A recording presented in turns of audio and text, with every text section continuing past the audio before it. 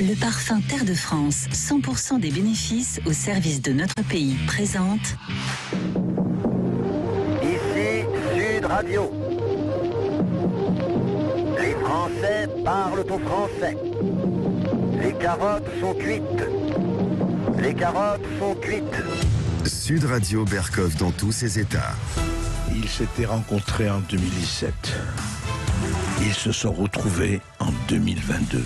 5 ans après, Patling Macron et Corias Le Pen se retrouvent sur le ring. 15 millions de spectateurs. Pas le meilleur chiffre des annales de débat de la campagne présidentielle, mais pas mauvais, 15 millions. Bon, c'est pas le mieux, c'est pas le pire. Enfin, si, c'est le pire d'ailleurs. Et pourquoi et surtout, qu'est-ce qu'on peut en tirer ? Quelle est cette feuille de température française qui se dégage de ces 3 heures de joutes affleurées plus ou moins mouchetées et à vannes plus ou moins réussies ? Sud Radio Berkov dans tous ses états, le fait du jour. Alors c'était très intéressant, hein, vous avez très nombreux à le suivre quand même, et je pense que parmi vous, auditeurs de Sud Radio, vous avez été quand même quelques-uns. Et qu'est-ce qu'on peut en sortir ? On en parlera avec vous, bien sûr, dans l'émission. Mais personnellement, ce qui m'a frappé, c'est 2 choses. D'abord, que cette fois-ci, ce n'était pas 2 candidats qui n'avaient jamais été président de la République, qui n'avaient jamais été aux affaires. L'un n'a jamais été aux affaires, l'une plutôt, Marine Le Pen, et l'autre, quand même, 5 ans. 5 ans de présidence, donc un bilan.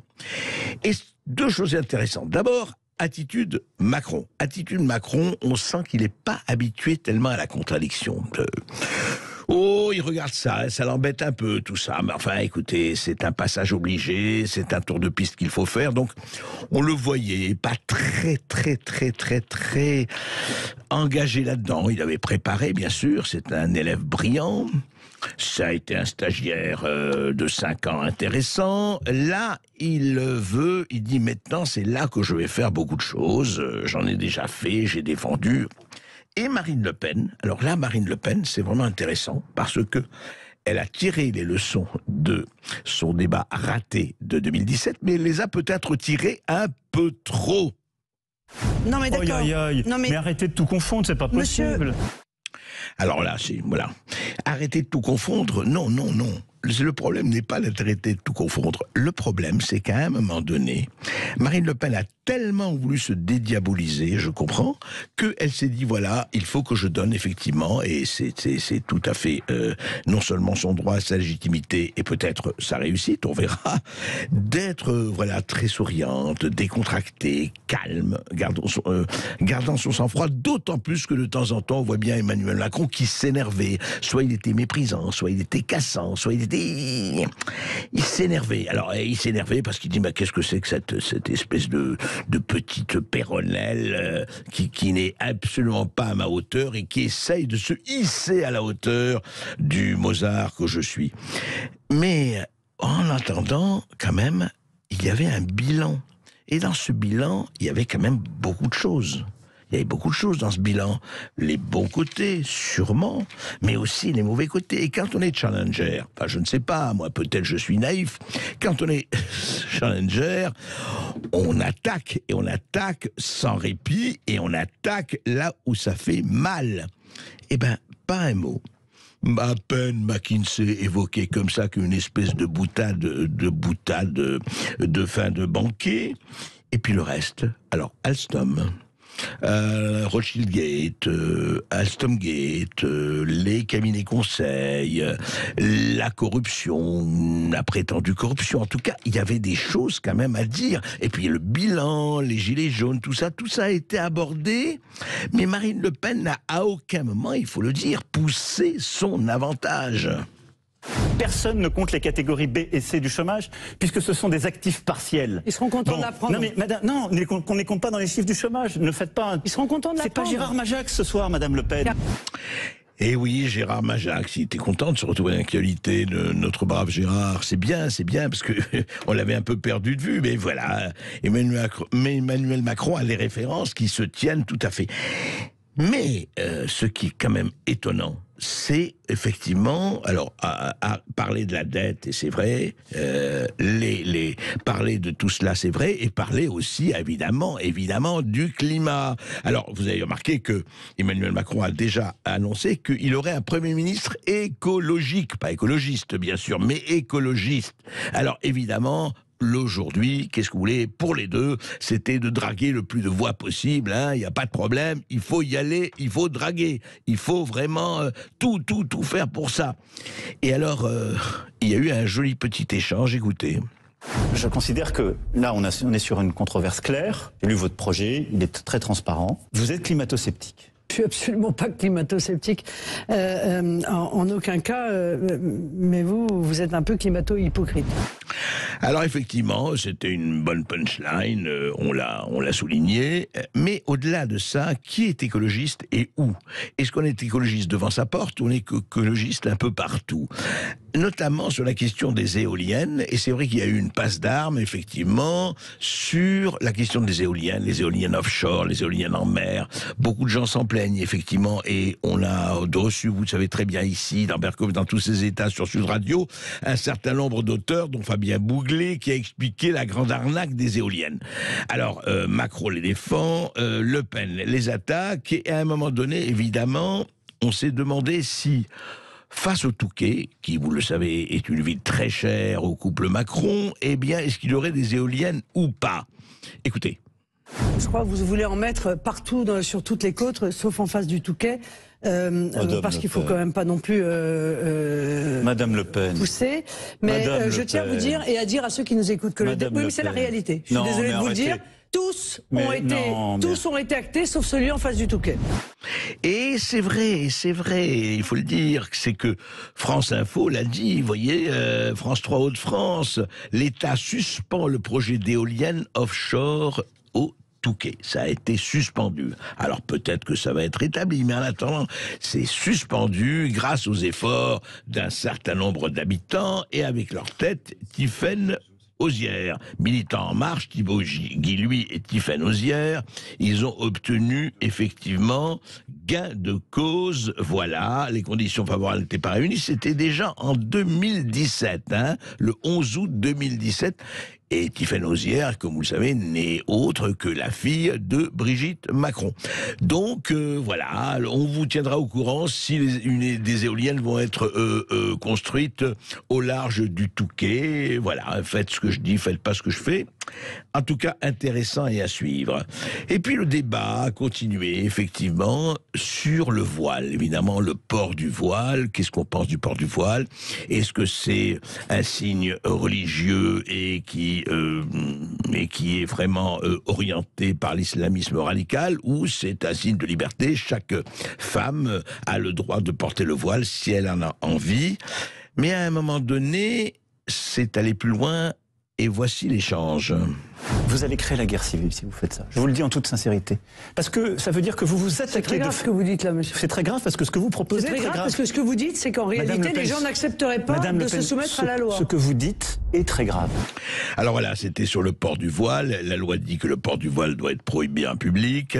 Emmanuel Macron dit que ça peut mener à la guerre civile. Alors les anti-Macron disent, voyez, ils cèdent déjà, c'est la soumission. Les autres disent non, c'est la liberté. Grande effectivement, grande polémique là-dessus. Mais ce qui est intéressant, c'est que tous les deux en font, et c'était le discours en creux, guerre civile. Le mot de guerre civile n'a pas été prononcé par hasard. Le mot de guerre civile, soit qu'il est pris pour une menace et qu'il est pris pour un argument électoral, soit qu'il est effectivement à l'horizon, malheureusement, et on espère que ça n'arrivera jamais, mais il est à l'horizon des prochains mois ou des prochaines années. En tout cas, le mot a été prononcé et ce n'est pas par hasard. Et il faut bien voir cela, n'est-ce pas? Et puis après, on s'est mis à parler, effectivement, de la balance commerciale, qui est assez catastrophique, il faut le dire. Et on a parlé des 600 milliards de dettes. Alors, Emmanuel Macron dit, mais attendez, c'est le Covid qui est pour beaucoup, et puis les collectivités locales. Marine Le Pen qui dit, non, pas du tout. tout. C'est un tiers Covid et le reste absolument pas. Ce n'est absolument pas dû à la crise sanitaire. Et c'est intéressant parce que voici comment les deux protagonistes se sont défendus. Le Mozart de la finance, c'est comme ça qu'on vous avait présenté, je ne dis pas que vous étiez présenté, mais on vous avait présenté à un bilan économique qui est très mauvais et un bilan social qui est encore pire. En expliquant que donc le marché européen finito. Alors le marché européen, après, c'était finito, effectivement, finito, voilà. C'est-à-dire que Macron accuse Marine Le Pen de brader l'Europe, enfin de brader l'Union européenne et le marché européen. Et Marine Le Pen qui dit, écoutez, si vous voulez que la France retrouve une certaine autonomie, il faut quand même, sans du tout quitter l'Europe, quitter cette politique absolument qui est dictée, la politique française, par l'Union européenne. On ne les réconciliera pas, ça c'est évident. En revanche, il y a quand même un problème. Le problème, c'est que, franchement, on ne comprend pas que tout ceci soit passé à fleurer et moucheté. Et surtout, il faut le dire, qu'il ait fallu attendre la fin du débat, presque 2 heures après que ce débat ait commencé, pour parler de sécurité et d'immigration, qui sont, après tout, selon tous les sondages, les intérêts principaux des Français. Eh ben, on l'a attendu, effectivement, voilà, sécurité et immigration. Et enfin, parler du peuple. C'est intéressant, le référendum. Alors, il y a une qui veut vraiment faire tout de suite des référendums, c'est Marine Le Pen. Un autre qui surtout ne veut pas en parler, c'est Emmanuel Macron, en tout cas pour le moment. Mais ils se sont affrontés sur un point technique important. Référendum, c'est ou démocratie représentative. C'est quoi? C'est l'alternative ou pas? Écoutez. Vous proposez de ne pas respecter la Constitution française? Quoi? C'est exactement ce que vous proposez là, c'est-à-dire de la changer sans passer par l'Assemblée nationale. Je dis ça parce que l'hommage à l'Assemblée nationale était sans doute un mensonge. Mais monsieur Macron, pardon. Vous avez près de 2 minutes d'avance sur Marine Le Pen. Vous avez la parole. De vous dire que, encore une fois, le peuple est souverain. C'est à lui directement de pouvoir changer la Constitution. C'est à lui directement de le faire. Et je vous rappelle quand même que dans notre Constitution il est indiqué que la souveraineté appartient au peuple, qu'il exerce par la voix de ses représentants et par le référendum. Oui, ça c'est intéressant parce qu'effectivement il semble qu'on l'ait oublié. L'article 3 de la Constitution, hier nous recevions dans cette émission Henri Guénaud, évidemment, conseiller spécial de Nicolas Sarkozy, qui a été effectivement député, qui a été collaborateur de Philippe Séguin, et qui rappelait très clairement qu'il y a 2 articles qui concernent le référendum, et l'article 89 où il faut l'assentiment des députés, de la représentation, comme disait Emmanuel Macron, et l'article 11. L'article 11 stipule que le président peut lancer un référendum, peut organiser un référendum, comme l'a fait effectivement le général de Gaulle, déjà pour l'instauration du suffrage universel pour élire son président de la République. S'il n'avait pas instauré, eh ben tous les représentants, tous les présidents de la République successifs ont été élus illégalement. Et je rappelle quand même qu'il a quitté, suite à un référendum en 69, il a quitté le pouvoir. Donc effectivement, l'article 11 n'a pas besoin de la représentation, et l'article 3 de la Constitution, de Gaulle l'avait dit, et bien précisé, mais à égalité la représentation parlementaire et le référendum. C'est intéressant parce que il a fallu attendre 2h30 pour parler du peuple, mais voilà, le peuple, on a vraiment envie de gouverner sans lui ou pas? Franchement, il faudrait peut-être se rappeler. Alors, est-ce qu'il va se rappeler au bon soin des candidats dimanche? On verra, qui votera verra. Et en fait, une gentille petite remarque là du tenant du titre et de sa challengeuse en fin de parcours. Écoutez. Le temps presse. On est beaucoup plus discipliné qu'il y a 5 ans, Madame Le Pen. Oui, c'est vrai. Écoutez, on voit qu'on vieillit. Je crois que c'est factuel, je serai très respectueux à votre égard. Vous, ça ne se voit pas, moi j'ai peur que ça se voit beaucoup, madame. Bien. Ah, les derniers des Mohicans, voilà, les deux vieux combattants, enfin vieux, tout est relatif, qui se congratulent avant de se porter l'estocade. Voilà. En fait, un débat pour rien, non, sûrement pas, parce qu'on a vu les portraits psychologiques des uns et des autres, mais franchement, on attendait quand même, quelque part, une analyse du bilan. Cette analyse n'a pas eu lieu. Et pour faire votre bilan d'auditeur, vous nous appelez au 0826 300 300, pardon. On vous donnera évidemment la parole à partir de 13h15.